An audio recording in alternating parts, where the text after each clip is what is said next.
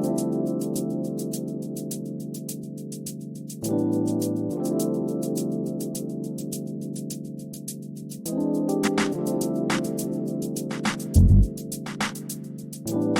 to The Conversation, a podcast about technology, instructional design, and the learning sciences.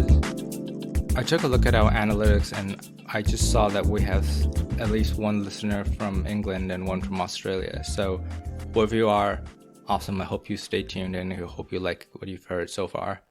This week our readings are kind of split because some of you are teaching in schools and others are not. But we do have a shared reading, which is a chapter from Warren Berger's A More Beautiful Question. So we're going to start off with that, and then we're going to talk about essential questions and how do we use core ideas to frame a unit.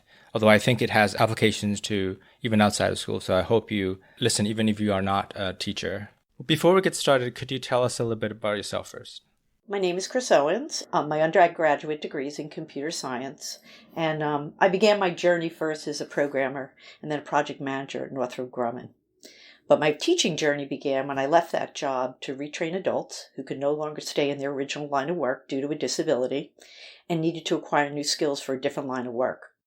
I taught these adults the necessary skills to become computer programmers and network engineers. And I left that job when I moved to Virginia, and I went back to school to become a high school math teacher.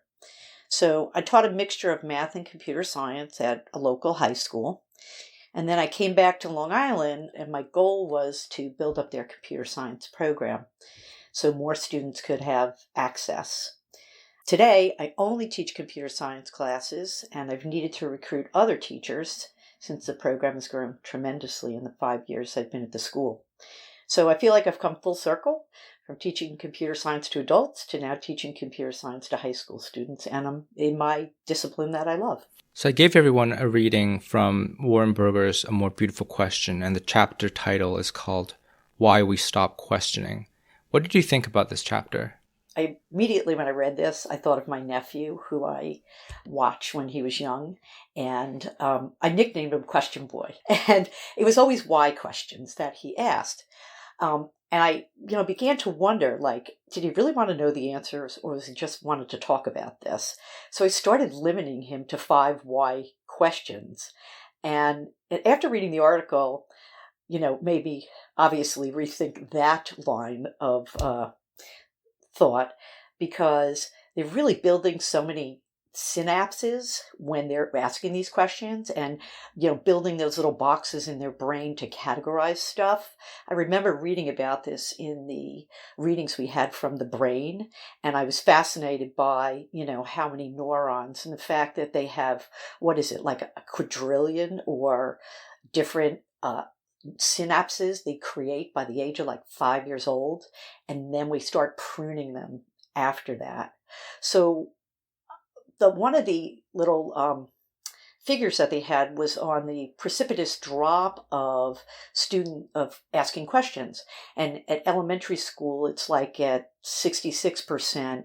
And then when you get down to high school, it gets down to 22%.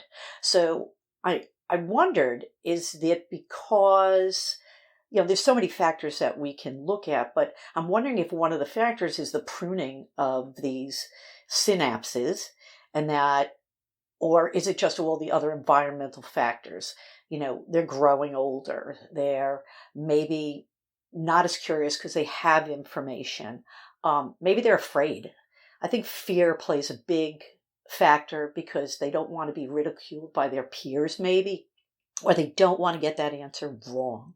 So they always think, oh my gosh, if I get it wrong, everybody's going to look at me and think I'm stupid, which is not correct, but, it is a mindset. So we have to get them out of this particular mindset. And then I wondered, does this happen with homeschool kids?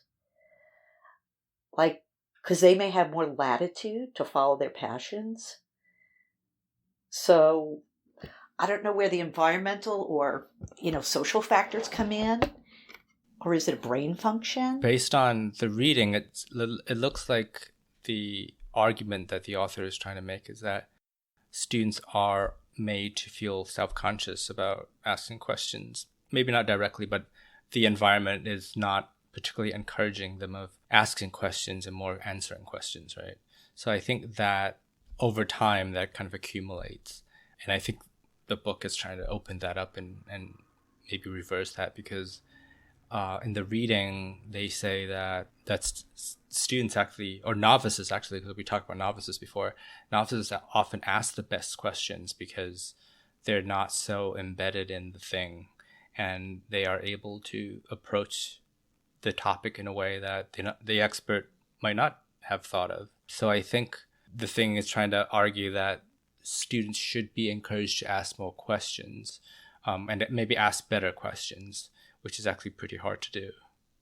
Yeah, which brings me to like, how do you create that environment in the classroom so that, Meyer posed the question of what would a classroom look like if we wanted to make being wrong less threatening, meaning taking away that fear factor and turning into a positive, like Edison saying, I didn't fail. It was just 100,000 different experiments that moved me towards finding the right idea. So how do we lessen that threat in a classroom so that students are more prone to asking, questions that will lead towards, discovery and not feel threatened? And I think that's a real challenge. One thing I do that I found that works kind of nicely, I have an AP Computer Science A class, and so every day I have what I call the problem of the day. It's a multiple choice AP style question, and it's to get the students prepared to seeing these kind of questions and maybe how to answer them. If they get it right, they get a extra credit point. If they don't get it right, it doesn't count against them at all. So I found that the kids are really invested in this, and that they come in and they're like, do we got a POD today? And then I go over it. So I don't show which kids got it right or wrong. I just, because I do it on Google Forms, I use their reference information. And so they give me, a bar chart, and they give a pie graph, and it shows the percentage of students that got it right, which students answered what questions. And then we talk about, strategies. Like, how could you solve this? And how did you do this? And how did you approach this problem? So it's not threatening for them. And I find it to be a win-win. And they want to do this. Kids, even if they're not in class, will, because it's on a Google form, they'll answer it at home. But that's not always the answer. That doesn't get them to do inquiry as much. But it created a less threatening environment for them to want to answer something and not feel like if they got it wrong, they were going to be, pointed out and saying, that's not the right answer.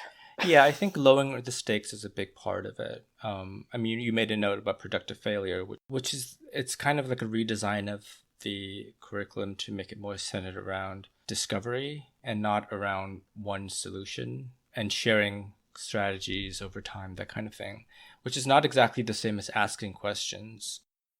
But I think questions can come out of that, sharing strategies, because students get to look at it from a different, viewpoint, and they may never have been able to see it, that way. I think that's why I like programming so much, because as long as they get the answer that is supposed to be gotten out of whatever question was asked, how they approached it and got the answer doesn't matter. Right. And then I usually show them the different approaches, and I'll say, look, all of these work. Some may be more efficient, some may be more elegant, but they're not wrong, because you all got to the end. You just maybe got there in a different fashion. That works in a lot of cases, because if you're not so focused on you are focused on the process, but you're not focusing on a specific process. I think it makes sense to approach it that way for sure. Yeah. And also, hopefully they are able to see how other people have done it and maybe figure out a better way, if they compare their work and then compare it with someone else's, and they notice a difference. Well, I guess that's it. So now we can get to that, they're comparing, they're contrasting, they're formulating. maybe a different idea, or maybe even sparks an even better idea that nobody has come up with. And then they look at it from maybe even a different approach. So they're building on each other's work, and maybe they can take that idea and apply it to the next problem that they might have to solve. It's a little bit like what you just did in digital literacies, right? Where you were given a task to design a video, an infographic, and right. You can't see what other people have done, and then afterwards you do, and then all you and your peers have done approached it very differently, even though you arrive at the same thing. So I think in that sense, I think it will be a version of that, right? Exactly. And I think that gives people some creativity, so they feel invested in it, not boxed in, of only having to do it one way. And we can see other people's thought processes, hopefully, from the end result, and then go, wow, that was a really good idea. I never thought about that. Maybe next time I do a video, I'll apply that technique, or maybe I'll use the tool they use, because it sounds like it was a lot easier to manage and manipulate than the one that I chose. And I think that would be kind of really helpful if we did that at the end, and everybody could then discuss, like, this is the tool I use, this is the tool I use, this is the tool I use. So we have, as Brandon puts it, we're putting everything into a toolbox, and we're carrying that toolbox around with us, and we're taking it out when we need it, and we're always adding to it, and maybe we're sharing those tools with others. So it was a really good analogy. And the metacognitive step is important because you ask them to reflect on, what did you do? How did you compare? And I think it's important to have that step in there so that they're not just moving on to the next thing, right? I agree, because the idea is to build and to get better. And you don't get better if you don't reflect on what you've done and gotten some feedback, so you know where improvement can take place. Yep. So let's move on to the other reading. It was talking about the big idea. And I thought to myself, are we starting with the big idea? Because they started talking about the stages of developing, a lesson. Yeah. And stage 4 being that big idea, but you're starting with stage 1, which is the granular, developing the lesson itself. So it brought me to the question of, do we start with the big idea and then work our way down? And then we actually start creating the lessons and work our way back up? Or are we starting with the lesson itself and then starting to build around it? And the whole idea of the backward design to me would be starting with the lesson and then, building up to it. But you can't do the lesson if you don't have the big idea. Well, just to clarify, what do you mean by the lesson and big idea? Like the way you're using it? The big idea being the abstract idea that you want students to work towards. And it's not just one topical question that would be in a lesson. Like, I want to teach you kids how to find the mean or the average. Versus, what are the statistical tools that can be used in, the real world to help us make meaning of statistical data. Okay. As kind of like a big overarching idea. And then there's many lessons you can build from that, ones that have to do with mean, median, mode. Well, I think just based on the fact that they call it backwards design is to start at the end, which is where you want students to end up. Because in their reading on page 57, if you look at stage 1, they start with the goals, right? So what do you want students to be able to do at the end of your lesson? End of your unit. And then to plan backwards from there. That's why it's called backwards design.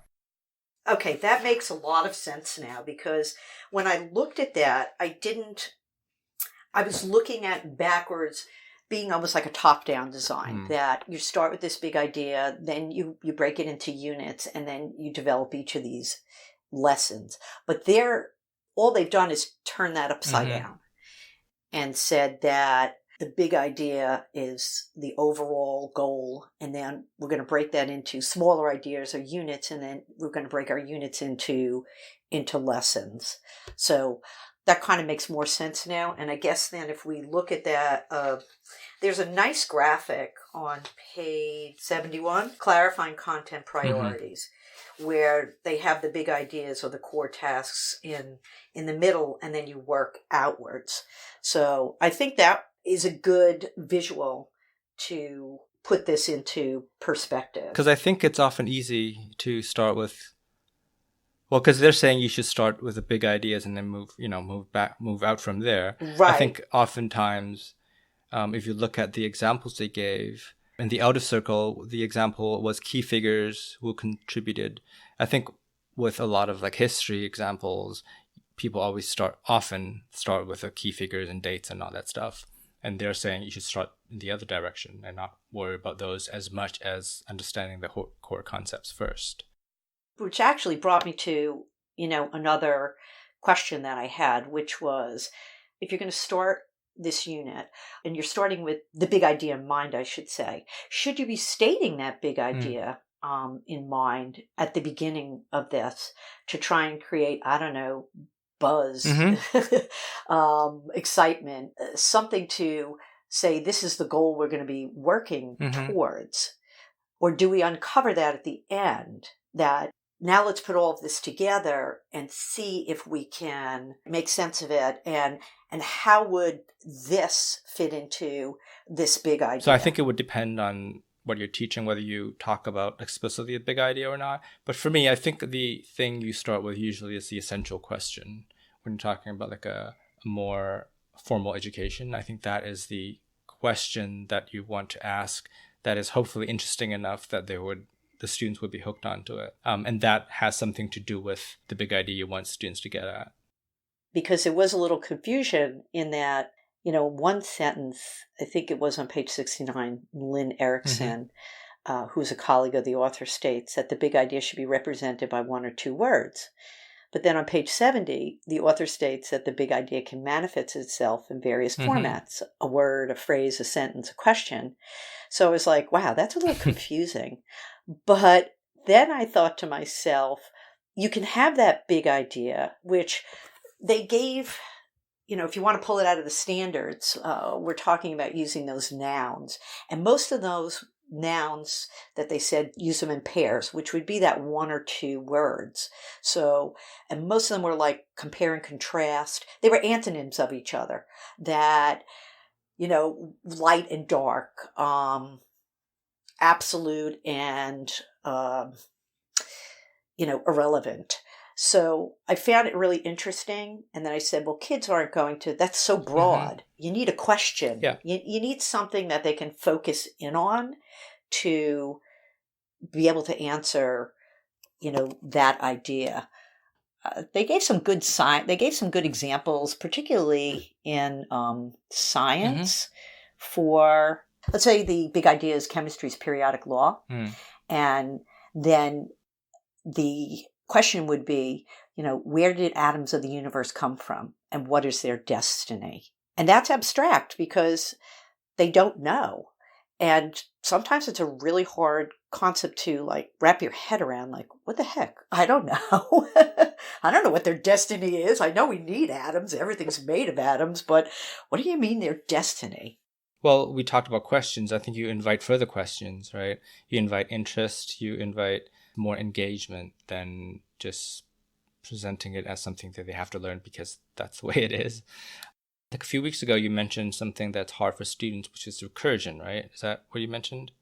Oh, yeah. So I feel like that would really be a difficult. big idea. Oh, yeah. It is a huge idea. It's difficult for kids to wrap their head around. Yeah. One of my questions that I had in here was, authentic. We talk about trying to use authentic, real-world examples. And that's a difficult one to have as a real-world example. Since you've taught both computer science and math, I feel like computer science is, at least, it has an aspect of practicality to it. It's used to do something that is one step more practical than math, which can be even more abstract. Yes, we have to teach kids. So I'm teaching 10th and 11th graders about simple interest and compound interest. And where do we use that the most? Loans. take out a car loan, you take out a school loan. Well, these kids don't have credit cards. These kids don't understand. They're not taking out loans. Maybe their parents are, but they're not taking out loans. So they have no context in which to apply this. It has no relevance to them at that point in Right. time, maybe later, but at this point in time, it has no relevance. But yet, it is a concept that we have to teach. So how do we go about, I can use real world examples, but not ones that they can relate to, that make sense, to them. Some concepts are really abstract, and I don't think kids can ever see the application. And so a common question in mathematics is, when am I ever going to use this? And as a teacher, sometimes I'll say, well, I'm not sure, but it's a basis for blah, blah, blah. And this is where it's used in the real world. But if you're not going to become a financial analyst or go, watch the markets on Wall Street, it's not applicable to you. And so I think kids feel like a lot of mathematics is not applicable. And so what's the need of learning it when they know they're not going to go to school for it? Let's say if they're going to college, or if they're doing some kind of career and getting a skill, that it's not applicable. Yeah. So I understand where they're coming from, but I'm trying to make it relevant. I mean, I think the relevance is one way to get their attention, but it's not the only way. It's the most straightforward way if you can connect it directly to something they are familiar with. Even in the reading, it said, I mean, I guess especially after when we get to the essential questions, the questions is not necessarily things that they have a stake in per se. It's just interesting questions. And even just going back to the reading about questioning, it's the idea that people are curious about things that, why is the sky blue? There's no relevance there, right? But it's a question that people are just curious about, and curiosity is a very powerful thing. And so the idea is to elicit the curiosity and feed it, I guess, and hopefully align it as well. I think it's kind of difficult to do with the amount of content that we have to cover in curriculum. I always use the term that there's a lot of breadth and not a lot of depth. Sure. So we have so much we have to cover, yet we don't have the ability to cover it deeply and build a strong foundation.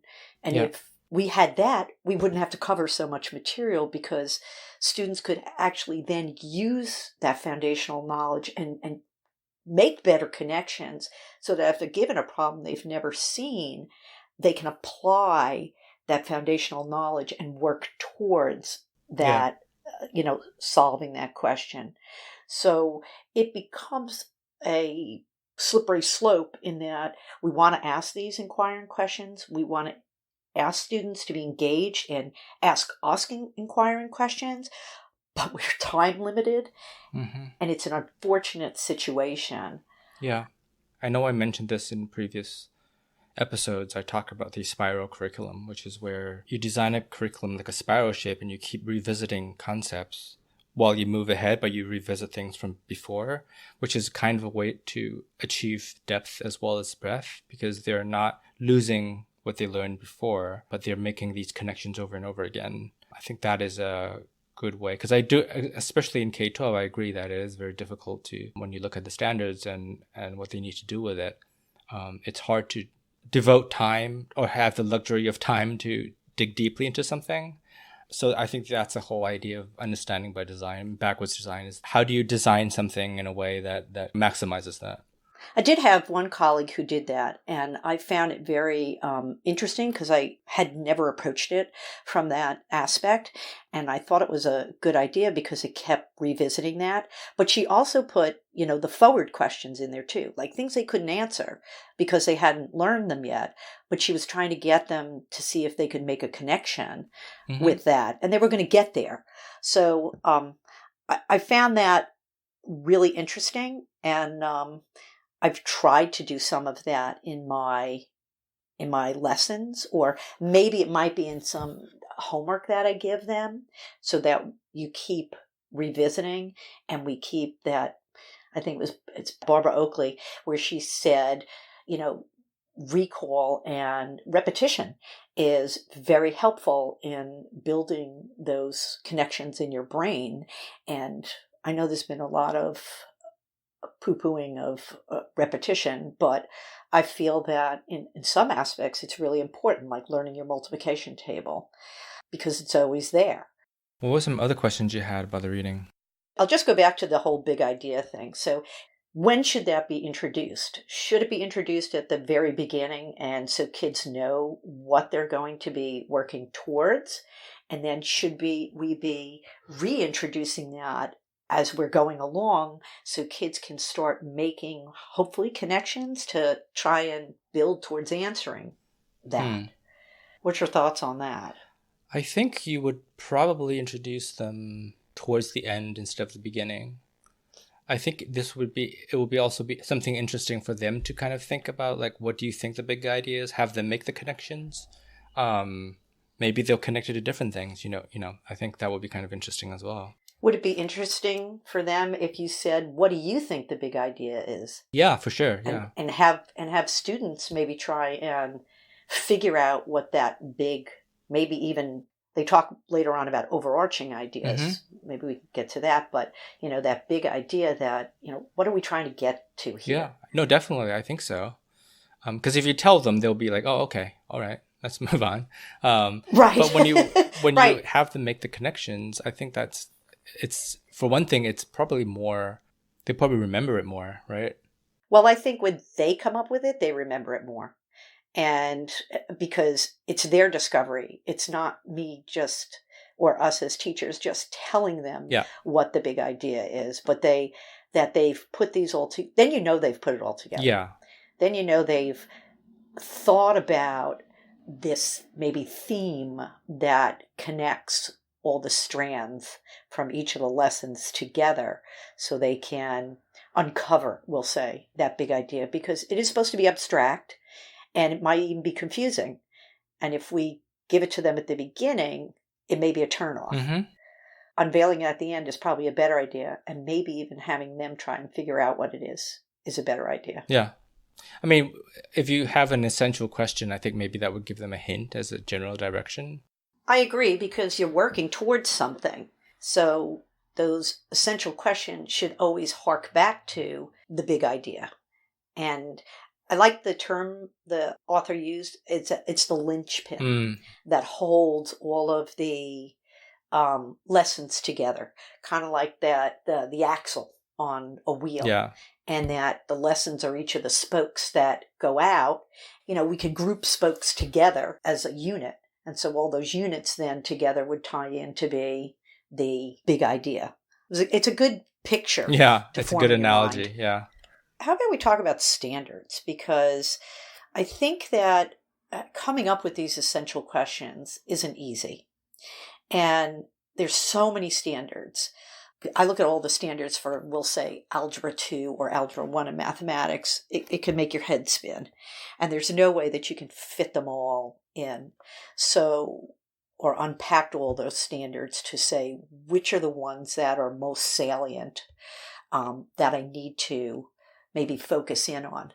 And I think if we want to talk about this backwards design, I was taught that you should always start with your assessment and then develop your lessons around what your assessment is.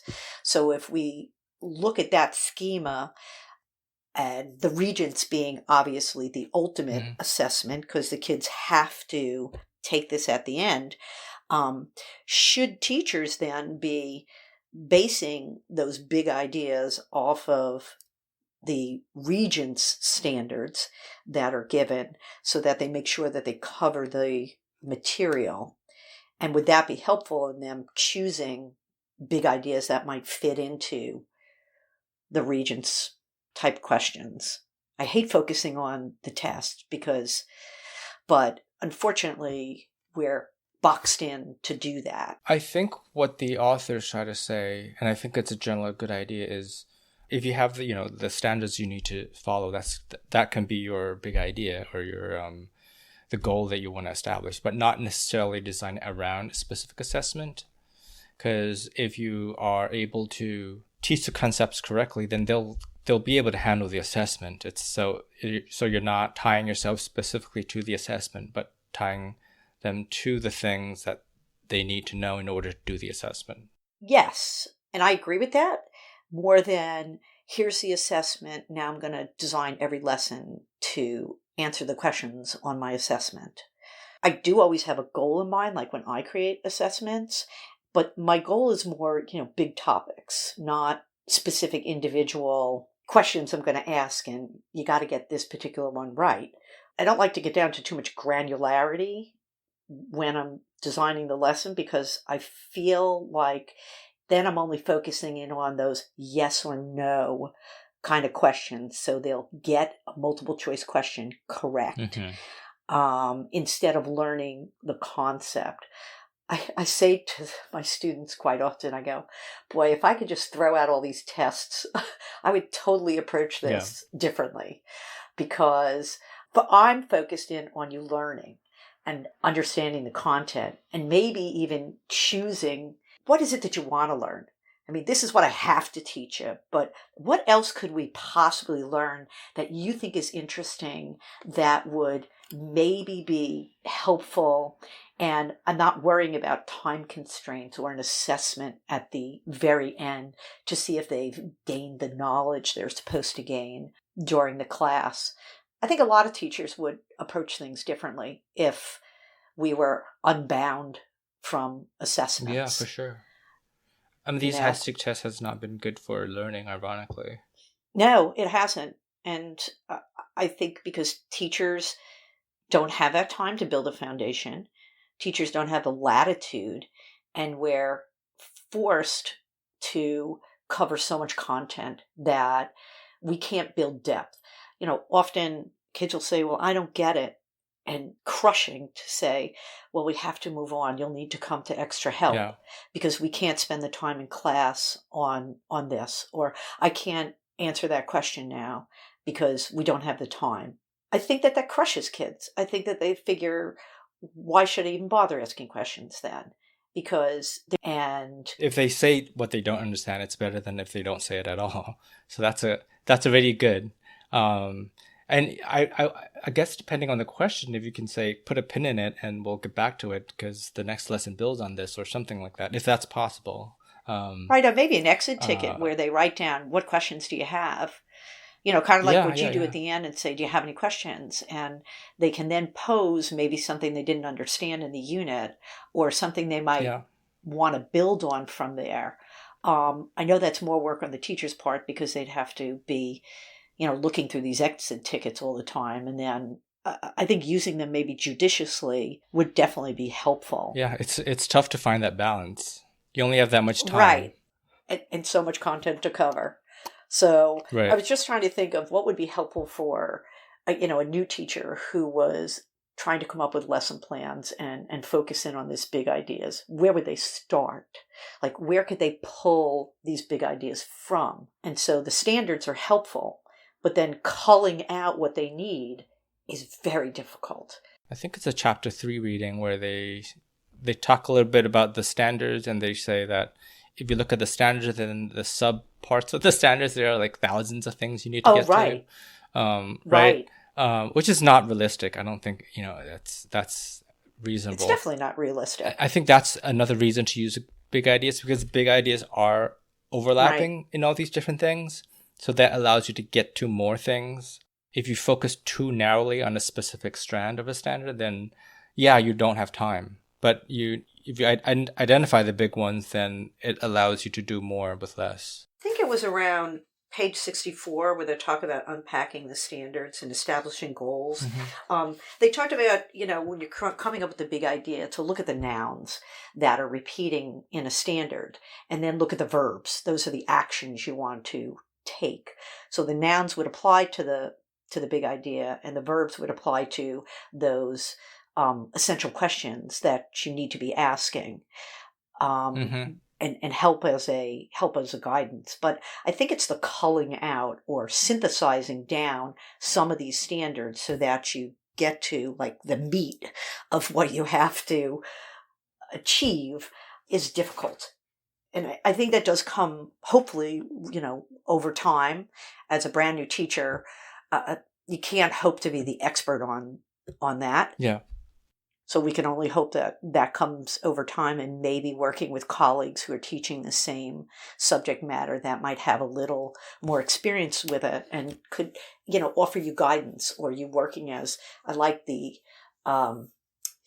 learning communities. I think Mm-hmm. that they are really helpful because you don't feel alone, and you can bounce ideas off of, others, and they don't just have to be in your school. So especially if you teach a singular subject, it's a good Yeah. idea to have somebody else. I know in computer science, I'm part of what's called the Computer Science Teachers Association, and we get together and we talk about, approaches and help each other and share ideas. And so I think that should be necessary for everybody, in particular new teachers, not just a mentor, but they need a community of mentors. I think what you don't want new teachers to do or to be over reliant on is to go Google lesson plans Right. online, which is fine sparingly. But I think the problem is that if you take it directly, you're not really thinking, it seems like you would be thinking more narrowly on how do you teach a very minor thing and not being able to make it your own, over relying on pre-made lesson plans or and a lot of apps. I know you guys did the hands-on thing. A lot of apps are really great. They have like a lot of these lessons that you can just share. Right. But that also is limited because you know if you take someone else's, then first of all you're stopping yourself from thinking and designing. Right. You're teaching to their lesson and not what maybe your thought is on how you're going to integrate this stuff into a lesson. Using it as a basis, it might be a good idea, and picking and choosing from different sources.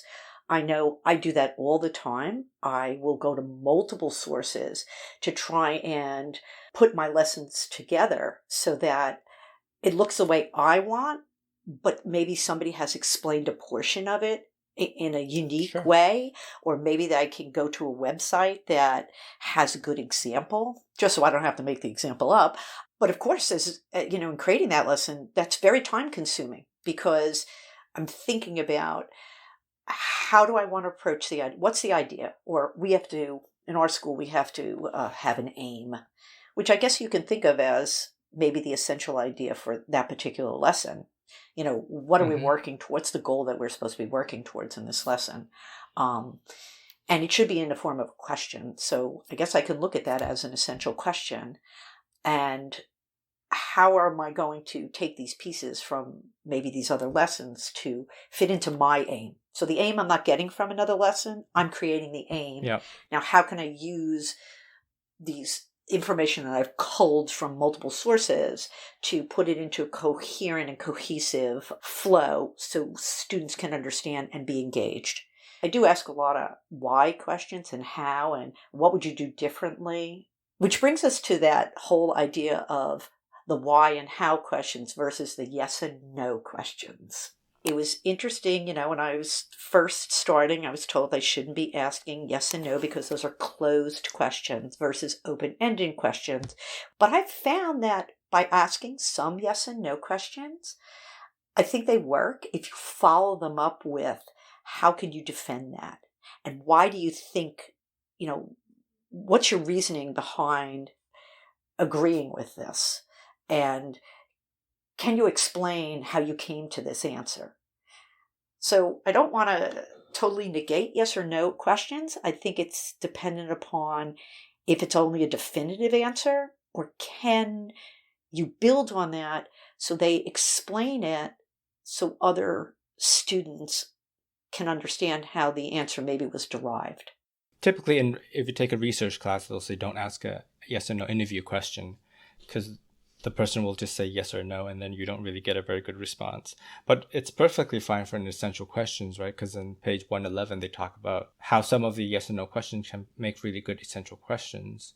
And they give an example of, is universe expanding? That's a very big question. It's a yes or no question. But if you want to answer it, you do need to elaborate beyond saying yes or no, right? You need to think a little bit more about it. Well, you could say yes or no, but then it gives me no information of how you know the universe is expanding or, whether it's contracting or maybe we're just at status quo. So, Or even the one day, since you do math. So like the question, are numbers real? It's a very interesting question to ask. oh yeah, I love that question actually. I mean, it's such a deep question, It is. It's such a philosophical question, like metaphysics and all that stuff, right? Right. But kids only see it on a 2-dimensional graph.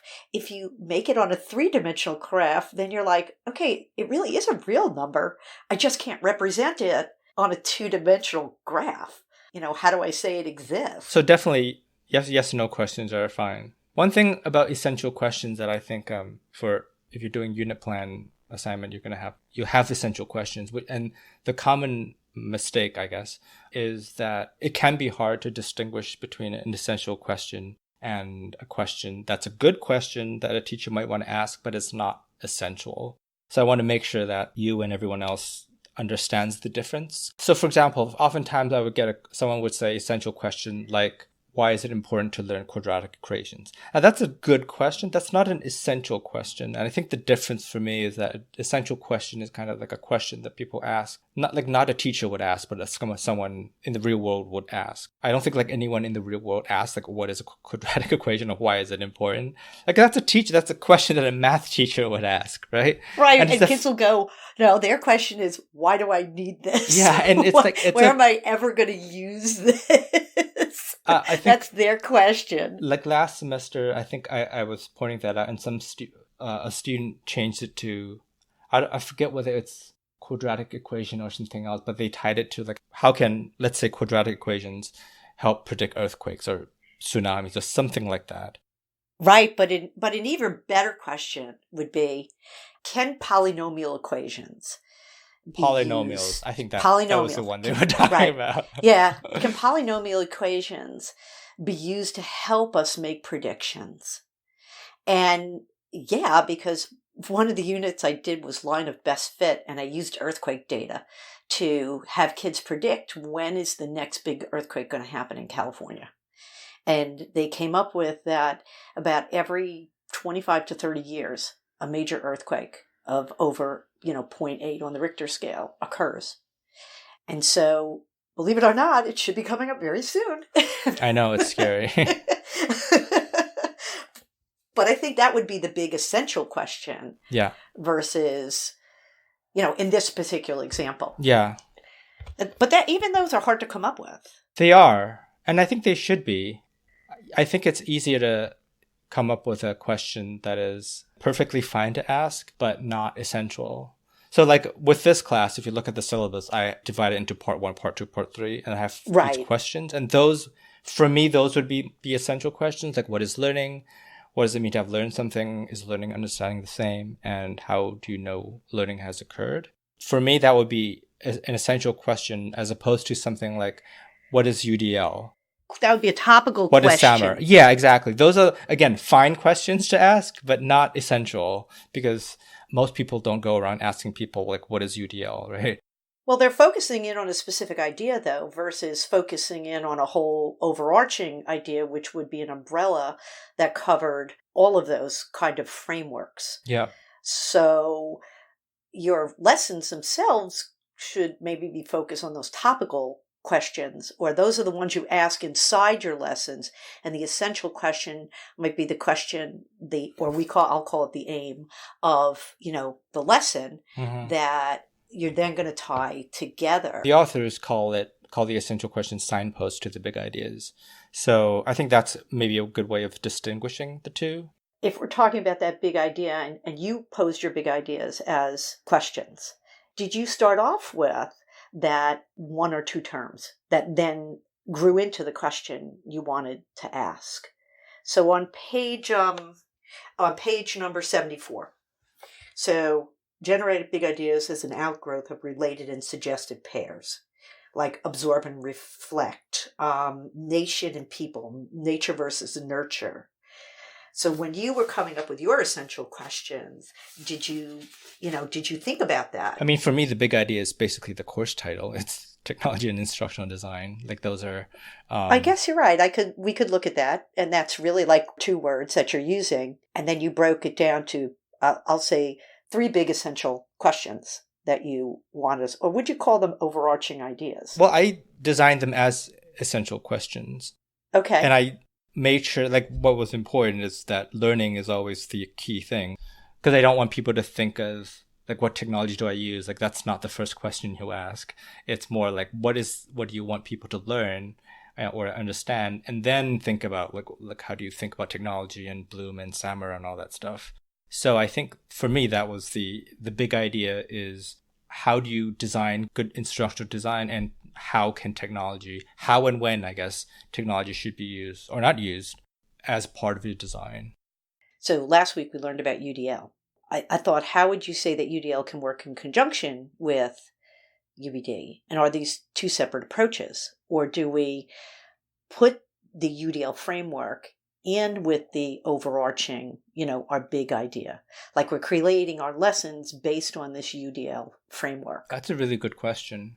The backwards design of UBD is more of the design, whereas UDL is more of the content. Like, how do you present stuff? How do you have student demonstrate understanding? So there are different sides to the problem, I guess, or the challenge, or whatever you want to call it. Because Right. UDL doesn't say anything about instructional design. They talk more about how do you have students take in information? How do you have instructional material in a way that different learners can get to it? But they don't really talk about the larger picture. Right. So you would say then UDB is the larger picture, and UDL then is how would you create your lessons to incorporate the universal design so that you're reaching all learners and you're engaging them. And I think this is where we get down to those essential questions and those topical questions that you're asking inside of it to garner interest. Because, the why is recruiting interest through the essential questions and, optimizing and hooking them at the beginning. And then how are you going to represent that information next? The what, and then the how. What tools are we going to use to optimize in them providing answers? So when I thought about it, I immediately thought, are these two different approaches?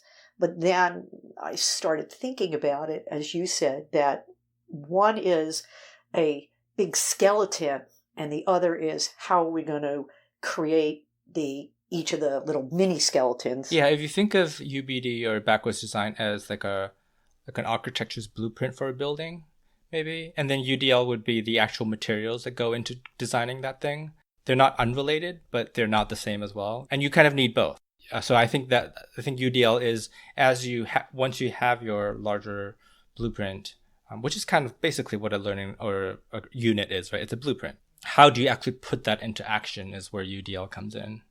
When students are solving a problem, the problem is posed, and they, in essence, have to know what the answer is. So they work backwards. They know, here's the result I know I need to produce. What tools am I going to need, or what constructs am I going to have to start to maybe apply? Do I have to build a structure and break it down into parts? And I can think about each of those parts being like a separate lesson, and then the structure being like a unit.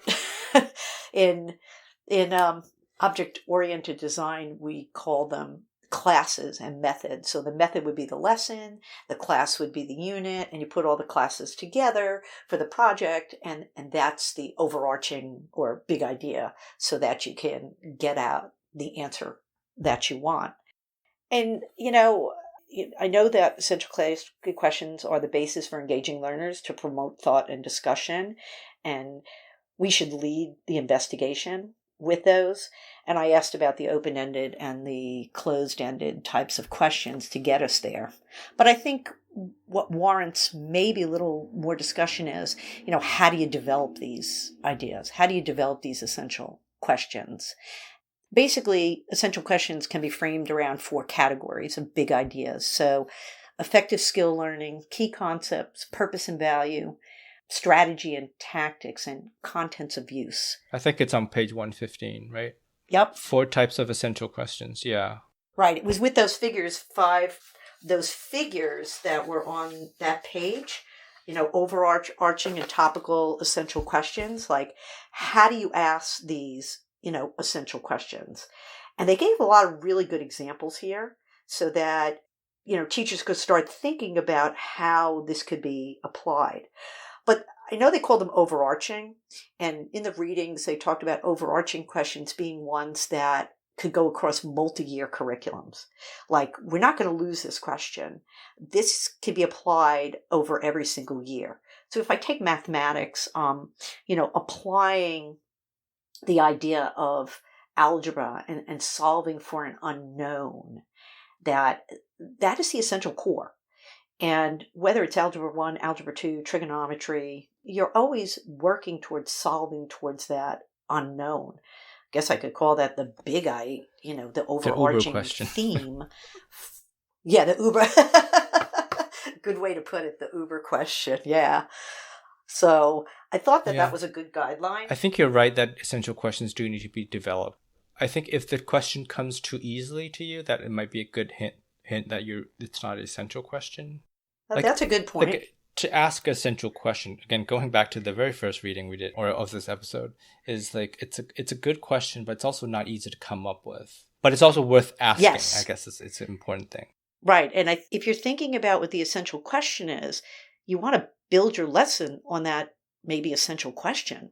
It's got to be thought-provoking enough that it will engage them and it provokes discussion and not so easily answered. You have to think about, what is your intent by asking this particular question? What are you trying to get them to do? And the open-ended question, you want to challenge them to think more deeply and creatively. And their example is about recurring and unsettled issues. So as teachers, we have to think more deeply about that kind of question we're going to ask to provoke that in our students. And I think the important thing is that the essential question is a guide. It's kind of a direction. It's not necessarily something that students will be able to answer definitively, right? If you look at their example, let's say this is on page 116. If you look at just looking at the example under the overarching one, like, who is a true friend? That's not a question you can easily answer. Right. The point isn't to answer it like saying, well, this person is a true friend, but it's to kind of have you think about it. Right. And it could be opinion, because what one person might consider a true friend, somebody else might look at it differently and think somebody else is a true friend. And if you just to connect it back to Bloom's taxonomy, I think another good test of the essential question is that it will be something that's higher level by nature, if it's the right kind of essential question. If you ask something like, when did Columbus visit the New World, or something like that's like a very basic, low level understanding. Oh yeah, that's down at the bottom. We're in the basement. Yeah. But a question, again, they have how much progress in civil rights has the United States made since the founding of the country? That's a question higher level in Bloom's taxonomy, where you have to defend and argue and apply and all that stuff, right? Right, and analyze. Yeah, so you're not asking a basic level. So that's another way to test it, I guess. It's got to be something you can defend. And it doesn't have to have any one particular answer. Not a straightforward answer. Like the question we talked about, are numbers real, right? That's not, at least I don't think there's one answer to that question. Well, no, there really isn't one answer to that, because it's a theoretical idea. And in fact, if, coming up with the idea of nothing, like when numbers first came into existence, zero didn't exist. And yet math still flourished for 1,000 years without zero, right? Right, without zero. Which is weird to think of. And I think a question like that also has the potential to connect to a lot of other content area. It has a lot of deep implications that I think it's not narrowly focused on math or on something. I think that's just another way of covering a lot of stuff that you're asking these questions. And hopefully if your unit contains all these really interesting questions, I think the important thing, again, just tying back to the thing about questions, is students learn what are questions worth asking and answering. I think that's really important, because you want students, you talked about the drop-off point, right? you want students to be interested in asking questions, because the reading ties to engagement, right? Because if they're not curious, then they stop engaging. And we want to keep them engaged, and we want to keep them curious, and we want to validate their questions, and that they're worthwhile, and that if they're asking it, you're hoping there's a reason that they're asking it because they are curious about learning something, or how something works, or how it fits in the grand scheme of things. Yeah, I agree. And that kind of comes back to where we started this podcast, which is about questions. So I think that's a great place to end this episode. Okay. I enjoyed discussing these topics, with you, and sharing your experiences as well as sharing my experience. Thank you. Okay. Have a great weekend. You too.